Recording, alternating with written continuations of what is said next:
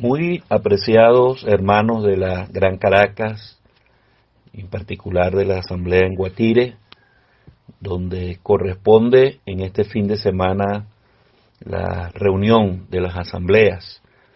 Les saluda desde Puerto Carreño el hermano Bernardo Chirino, esperando que el Señor les esté bendiciendo, guardando y guiando en estos tiempos tan difíciles de la pandemia.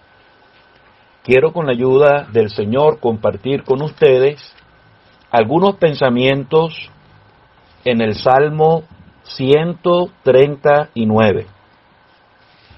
El título de este salmo es Al músico principal, Salmo de David. Oh Jehová, tú me has examinado y conocido. Tú has conocido mi sentarme y mi levantarme. Has entendido desde lejos mis pensamientos. Has escudriñado mi andar y mi reposo. Y todos mis caminos te son conocidos. Pues aún no está la palabra en mi lengua. Y he aquí, oh Jehová, tú la sabes toda. Detrás y delante me rodeaste. Y sobre mí pusiste tu mano. Tal conocimiento es demasiado maravilloso para mí. Alto es, no lo puedo comprender. ¿A dónde me iré de tu espíritu? ¿Y a dónde huiré de tu presencia? Si subiere a los cielos, allí estás tú.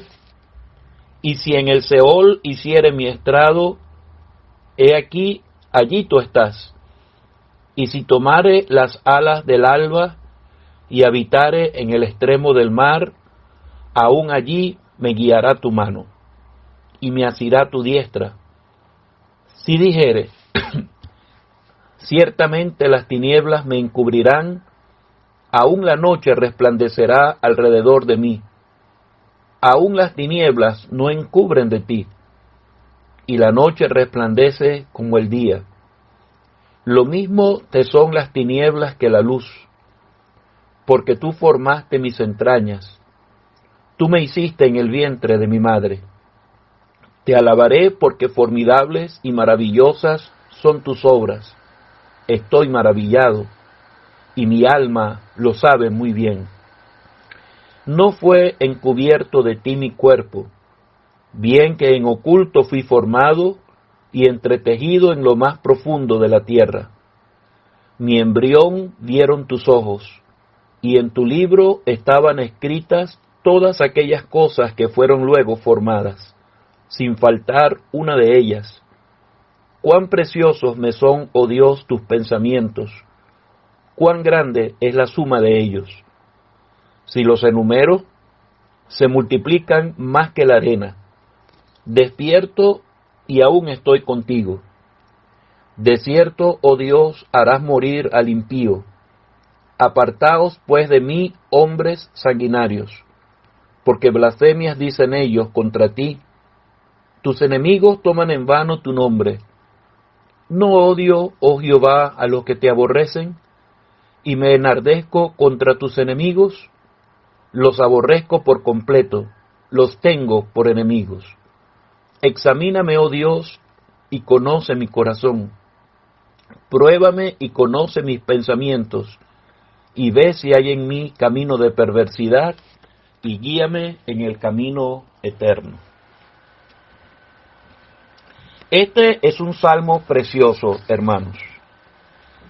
La meditación que David hizo en la grandeza de Dios le llevó a expresar lo que él dice en el versículo 6, tal conocimiento es demasiado maravilloso para mí, alto es, no lo puedo comprender. Este salmo comienza y termina con la idea de que Dios examina y conoce lo que somos y lo que hacemos. El salmo es útil, hermanos, para quitarnos las máscaras engañadoras y las hipocresías que tantas veces pueden estorbar nuestra comunión con Dios y la vida en la congregación. Hay tres atributos de Dios que David exalta y que le resultan sumamente maravillosos.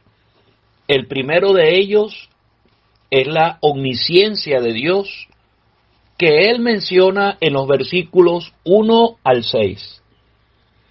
El segundo de ellos es la omnipresencia de Dios, que él menciona en los versículos 7 al 12.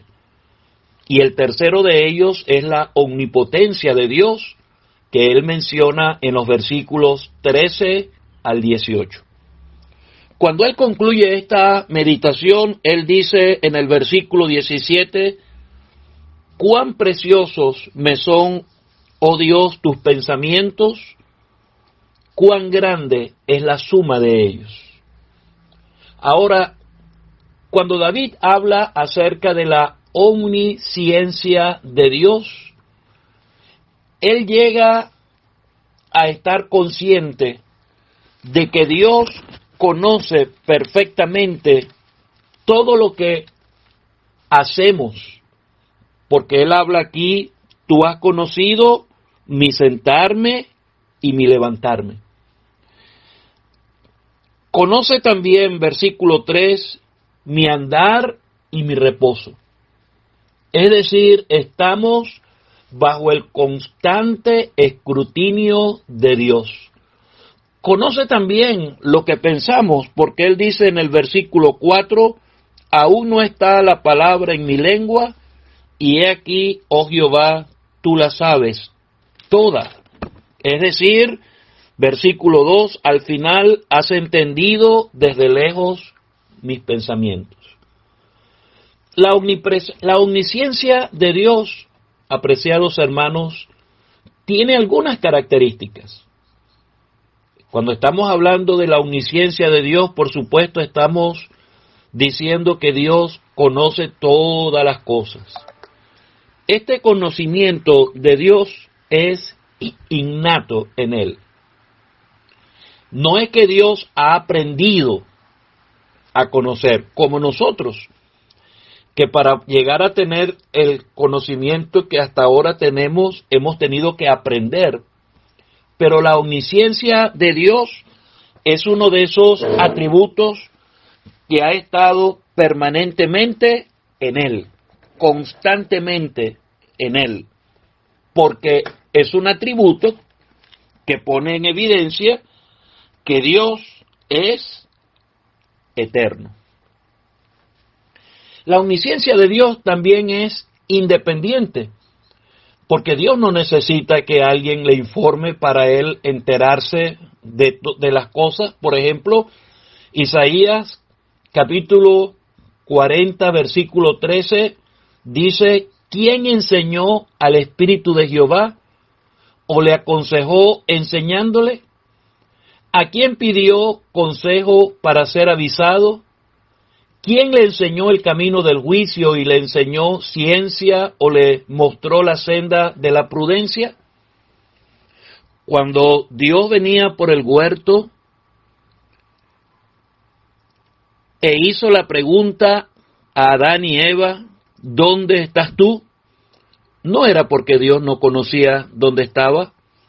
Esa pregunta más bien le hizo entender a Adán y Eva que no podían esconderse.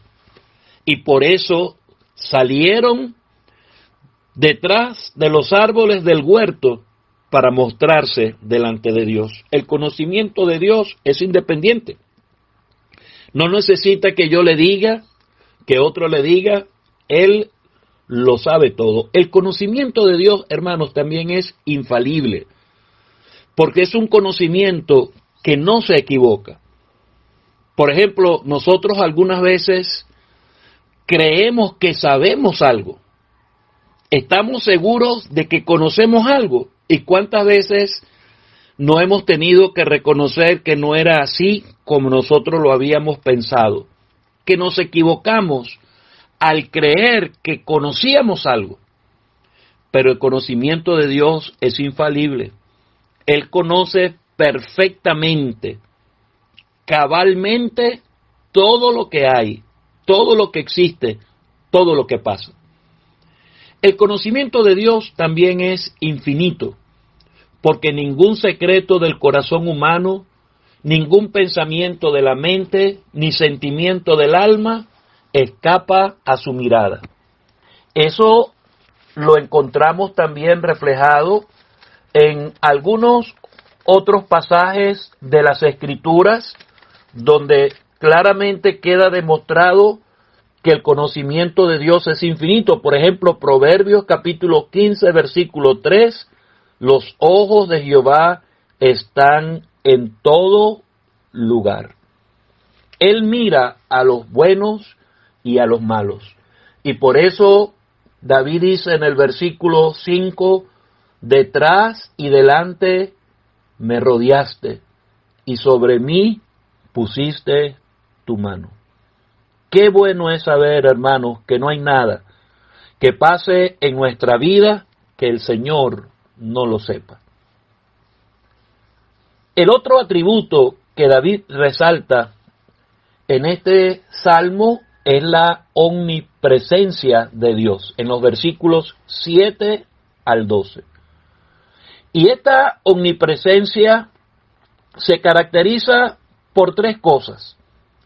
Primero, la omnipresencia de Dios es permanente, porque no es que Él está en algún lado, en algún momento, y en otro momento Él deja de estar allí. No, la presencia de Dios es permanente, no es intermitente. Él está constantemente presente en todo lugar, presente en cada momento. Hay el eslogan de una radio acá en Venezuela que dice en todo tiempo y en todas partes. Por supuesto, esa es una pretensión de esa radio, porque solamente la presencia de Dios realmente puede estar de forma permanente en todo tiempo y en todas partes. Así es Dios. Pero la presencia de Dios, en segundo lugar, es plena, porque no es que una parte de Él está en una parte, en un lugar, y otra parte de Él está en otro lugar. Él está no solamente de manera permanente, sino de manera plena en todo lugar y en todo tiempo.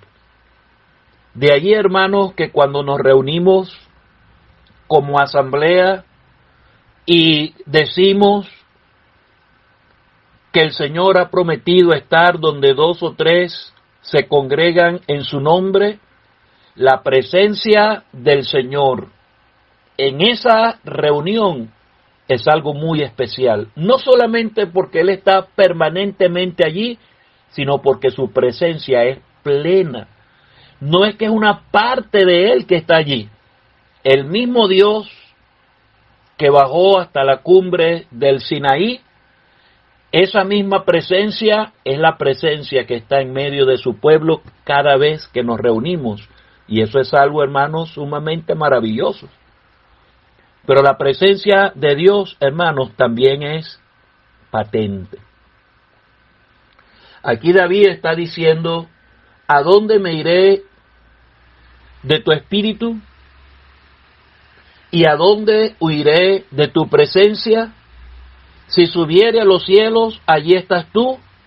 Y si en el Seol hiciere mi estrado, he aquí, allí tú estás. El hecho de que Dios es espíritu y por lo tanto no podemos verle, no significa que Él no está allí. Él está allí. Su presencia está constantemente con nosotros. Recuerdo lo que leí alguna vez, donde un ateo le preguntó a un niño, ¿dónde está Dios?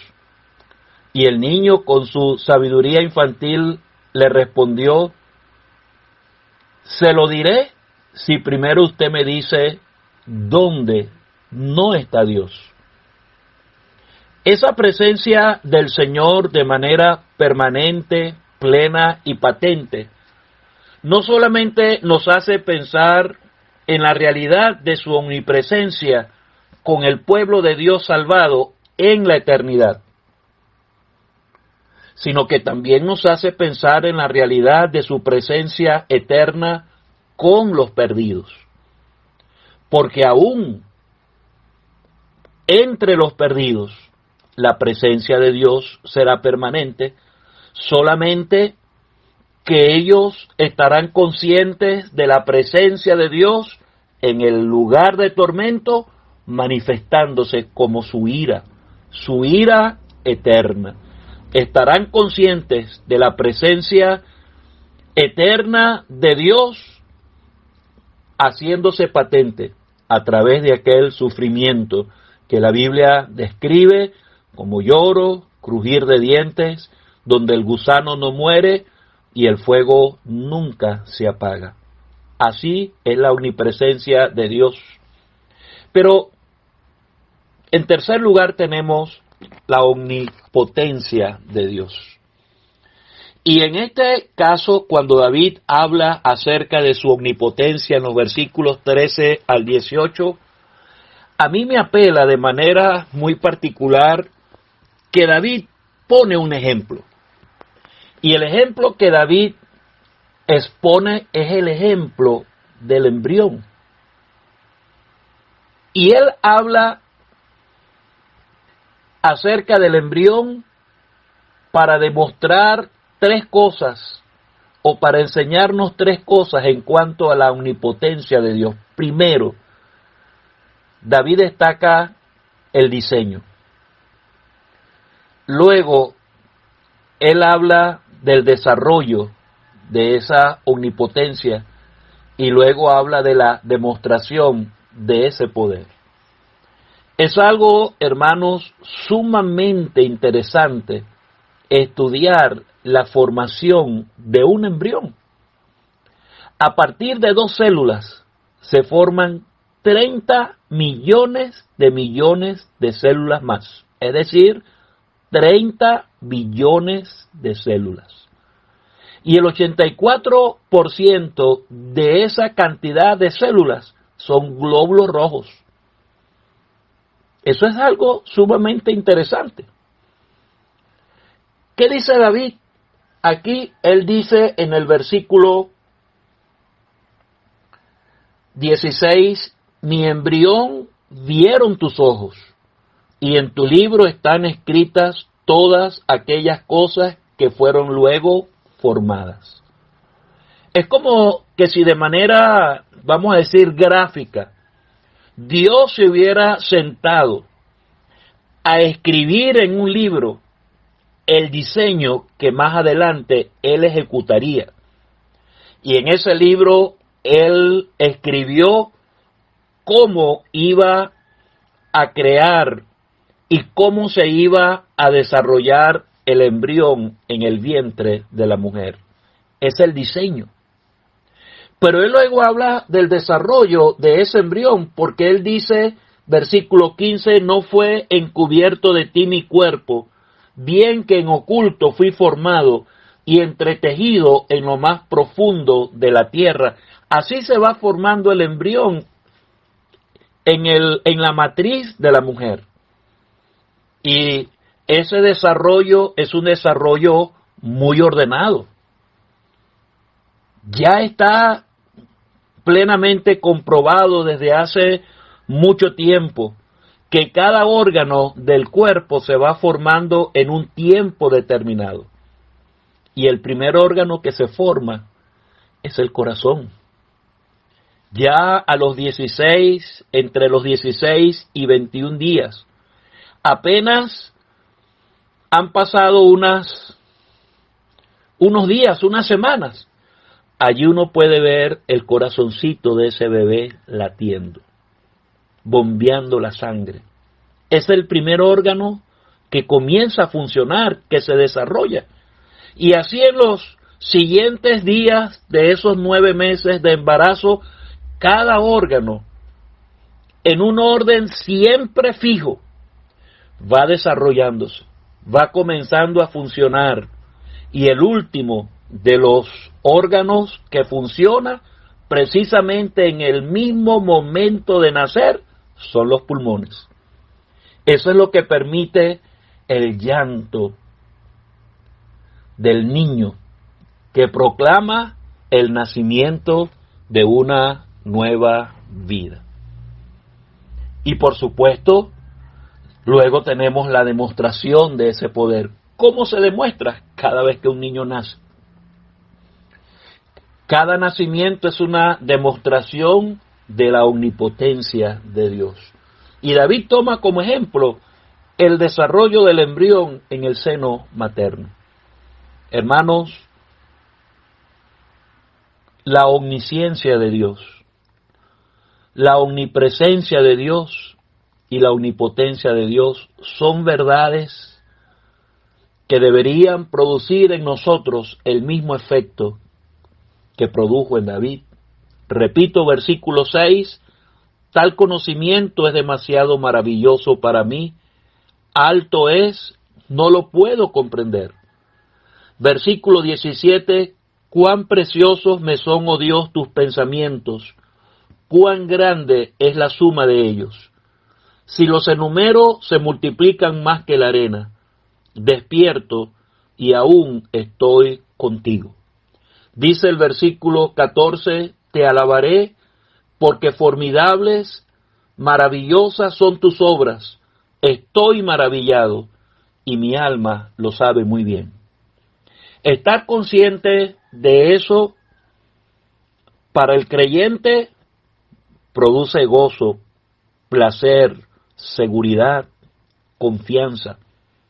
Saber que Dios siempre está pendiente de mí, cuidándome, guiándome, sabe lo que siento, lo que pienso, lo que hago. Saber que ese Dios nos ha prometido la eternidad de gozo y gloria.